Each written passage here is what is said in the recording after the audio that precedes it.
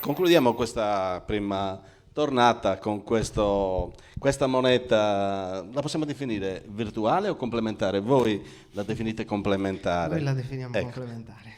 Gabriele Littera, tu sei uno dei cofondatori del circuito Sardex, ma perché vi è venuto in mente di creare una moneta complementare? Perché l'euro è così complicato, è così penalizzante, non si hanno più euro da spendere, tantissimi, e poi cioè, avete fatto una cosa, tra l'altro, solo, Presidente, hanno fatto una cosa solo tra di loro, perché solo per le imprese, noi comuni mortali in questo circuito non ci siamo. Sì, sì, Eh, adesso ne parliamo. quindi come nasce? Ripeto, tu hai fatto prima degli studi classici, poi ti sei laureato in comunicazione, mi pare Sì, anche, sì. e nasce questo progetto. Ma allora, intanto nasce un po' sull'onda di quello che si diceva poco fa, ovvero anche nel 2009 era un periodo, nonostante siano passati appunto 8-9 anni, in cui il lavoro bisognava inventarselo. Io con gli altri soci del tempo eravamo tutti quanti, anzi quasi Famiglia Litter tutti, eravate due, tu e tuo fratello, sì, se sì, non io e mio sbaglio. fratello, poi degli altri amici, sempre di Serramanna, eravamo emigrati per studio, quindi stavamo compiendo un po' tutto il percorso di studi, di laurea, chi in Italia, chi in Inghilterra, in Germania, eccetera. Ma avevamo già l'idea, o perlomeno il sogno di rientrare, no? Abbiamo studiato tutti assieme 100 anni, proviamo a capire se 100 anni di studi messi assieme a qualcosa servono. Però ovviamente bisognava guardare il contesto ci diceva, no, nel 2008-2009, post inizi della crisi finanziaria, no? Non è il momento migliore per trovare lavoro, no? Non stanno tutti aspettando noi per Mentre tu assumerci, parli, io prego, l'assaggio. a tempo indeterminato e così via. Per cui niente, abbiamo detto, vabbè, Molto meglio. vediamo di capire meglio che cosa possiamo fare davanti alla crisi finanziaria che abbiamo di fronte. E da lì un paio d'anni 2 anni di ulteriore studio fuori dai canali classici ci hanno fatto venire in mente che davanti alle difficoltà che c'erano ci poteva essere anche forse qualche Azienda, soluzione. corno, qui vicino. Il tema della moneta più che altro in realtà è il tema del credito, cioè del fatto che gli istituti a cui normalmente ci si rivolge, dai quali ci si aspetta credito, direi per C'è andare stato un momento in cui sull'etimologia. proprio gli istituti credito non ne facevano No, ma infatti nessuno. dico, andando sull'etimologia, se parliamo di credito parliamo di fiducia, no? E quindi ci siamo trovati in una situazione in cui nessun istituto o pochissimi istituti verso pochissime imprese erano disposte a fare un'opera di fiducia, a dare del credito. E dietro come si dice spesso, no? A chiudere i rubinetti del credito come dire, si celano tutta una serie di conseguenze che vanno intanto a una crisi di liquidità, perché chi ha del denaro cerca di tenerlo il più possibile per sé rispetto ai momenti in cui Anziché l'economia farlo gira, circolare. esattamente. Chi lo vorrebbe non lo riesce ad ottenere e quindi si ingenerano tutta una serie di conseguenze poi che hanno ovviamente dei risvolti sociali, perché appunto la disoccupazione aumenta, gli aspetti appunto anche legati alle estreme povertà crescono e così via. Quindi per andare nel concreto, perché abbiamo fatto questa iniziativa? Noi abbiamo immaginato che dietro questa crisi finanziaria non ci fosse nessuna crisi produttiva, no? Cioè non era un momento storico in cui le imprese sarde, perché alla Sardegna guardavamo, fossero meno capaci di produrre rispetto al giorno prima, al mese prima o all'anno prima. Avevano le stesse condizioni di prima. Il fatto che il mercato euro non accogliesse tutto ciò che le imprese producevano ci ha fatto venire in mente la possibilità che queste stesse imprese, mettendo a disposizione l'un l'altra, quindi facendosi credito tra loro, con i loro beni e servizi, con il loro potenziale inespresso, potessero avere uno strumento, non dico per superare la crisi, perché non siamo di certo la panacea, però di attutirne qualche effetto. E quindi le ore libere dei professionisti che non avevano clienti euro erano ore a disposizione degli altri partecipanti al nostro circuito Sardex. I prodotti negli scaffali che non giravano abbastanza rapidamente erano prodotti a disposizione per altri partecipanti al nostro circuito, alle stanze libere di un albergo, ne ho 10, ne riempio 8, ecco, quelle due, piuttosto che tenerle vuote, provo a metterle a disposizione in un altro canale. Così facendo ci siamo resi conto che in Sardegna migliaia di imprese, anche eccellenti, avevano questi spazi di crescita, li abbiamo aiutate, se vogliamo, ad ottimizzarsi, no? A Rapporto euro-Sardex è uno a 1 a uno, 1. uno a uno. Quindi Sempre. sempre sì, non ci sono fluttuazioni alla Bitcoin. Perfetto. Abbiamo cercato di far sì che anche imprese che non si conoscevano tra loro potessero stringere appunto delle relazioni e far sì che anche le filiere nella loro complessità riuscissero a intrecciarsi. Questo è stato possibile da un lato grazie allo sviluppo tecnologico, perché siamo nati proprio nel momento in cui si superava il digital divide, cominciava ad esserci la DSL, le imprese cominciavano a pensare di aprirsi un'email, ad avere un sito internet, no? Sembra un'epoca, no, l'epoca scorsa, che oggi abbiamo tutti gli smartphone, ma al tempo gli smartphone non c'erano, c'era no, giusto la DSL. E dall'altro al servizio erogato dal personale, cioè parlare di questi temi, anzi non parlare, pensare che questi temi fossero sdoganati solo perché c'era un sito internet online era pura follia. E quindi ci abbiamo messo dentro tante persone che dalle 9 del mattino alle 8 di sera tutti i giorni rispondono, girano la Sardegna, si siedono di fianco agli imprenditori e provano a capire con loro se possono fare qualcosa in più e se dagli altri possono ottenere ciò di cui hanno bisogno. Questo è un po' il senso. In questi anni siamo riusciti a supportare appunto le imprese, a far sì che registrassero poco meno di 300 milioni di euro di controvalore appunto transato con i crediti Sardex. Scusami, Prego. Gabriele, ma questa moneta è ferma qui in Sardegna oppure mi pare di aver capito, perché c'è un bellissimo libro edito dalla Zattera di Maurizio Figus che lo spiega molto bene il concetto di Sardex.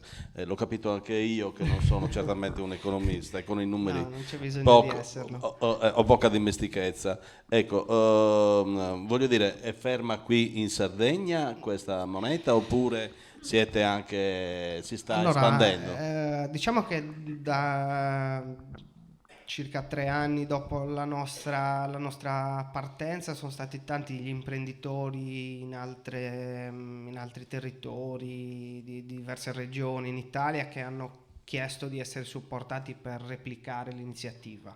Ecco. Oggi sono 12 circuiti attivi.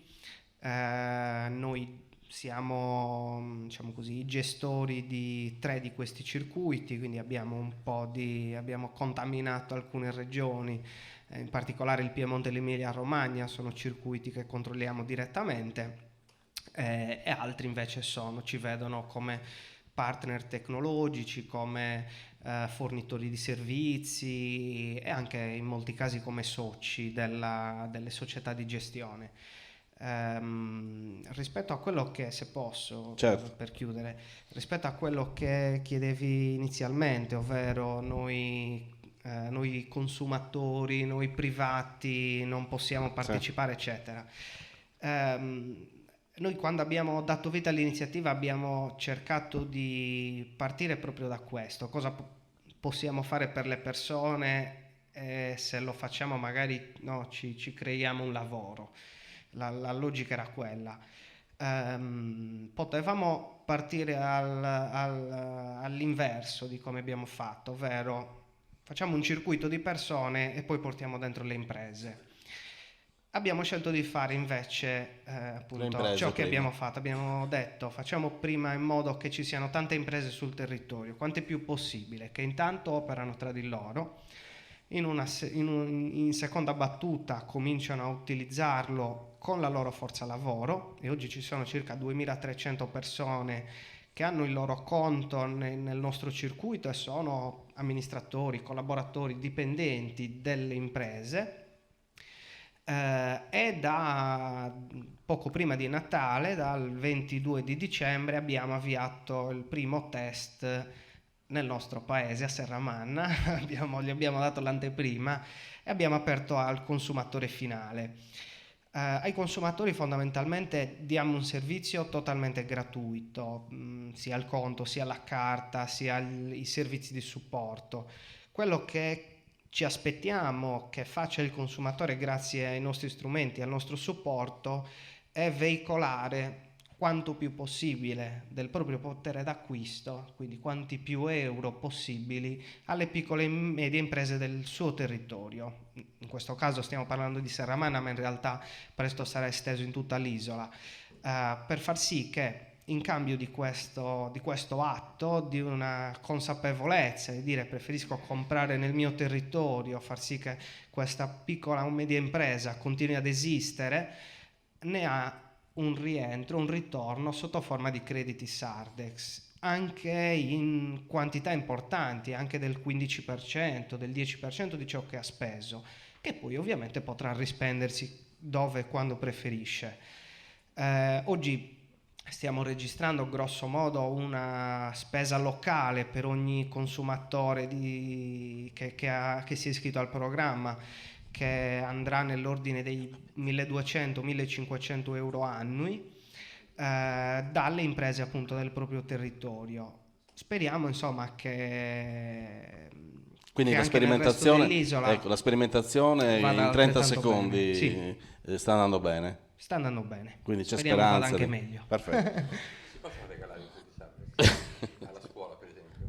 Volendo sì. Ci sono per esempio diverse imprese che hanno regalato non i crediti, ma hanno regalato i libri alle biblioteche. Se posso, perché era un'idea che avevamo discusso per un paio di anni fa, ma forse era prematura, ma un'idea che a me sembrerebbe bellissima, usando Sardex, che ha il vantaggio, credo, di essere anche un circuito di capitale sociale, no? Perché poi c'è questa voglia di collaborare.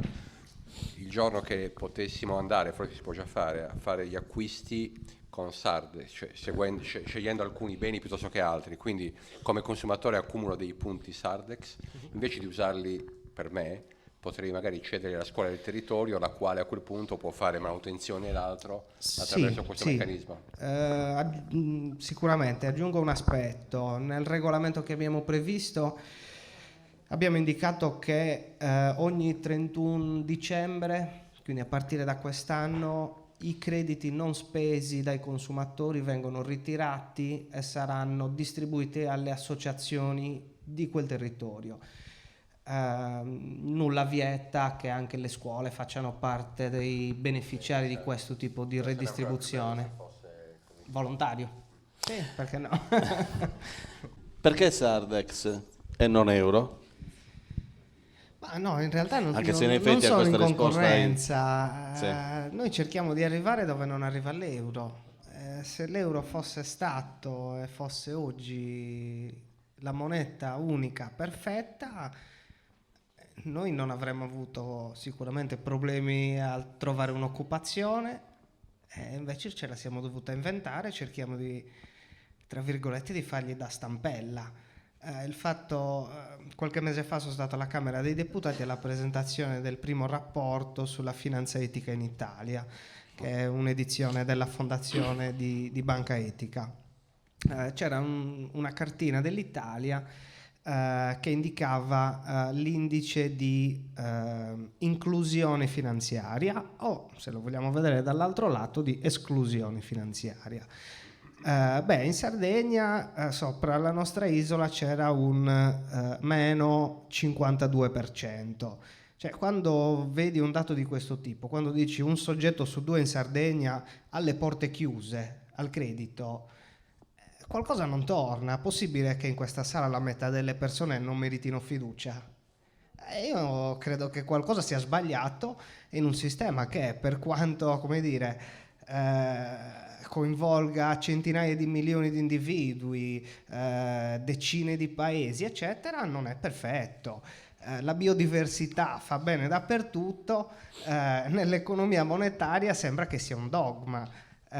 Non vogliamo di certo sostituirci all'euro, però crediamo che qualche margine, qualche spazio di manovra ancora ci sia, tutto qua.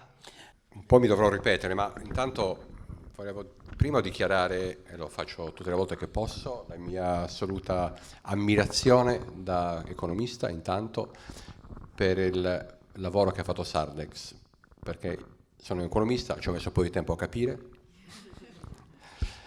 e quando l'ho capito ho detto, accidenti, ok, però oggi è stato spiegato benissimo, insomma, questa idea che se posso permettermi, è anche, dati i tempi, anche i tempi nei quali è stata ideata, forse anche un'anticipazione della sharing economy davvero straordinaria, no? Cioè stiamo dicendo che in fin dei conti c'erano delle cose che non si stavano utilizzando e che la ricchezza della sostenibilità è di non lasciare le cose inutilizzate, no? Una casa, una bellissima casa a Santo Lussurgiu che era lì, ma insomma anche un artigiano che ha ore libere perché c'era crisi e si trova il modo di utilizzare quella roba, è un'idea.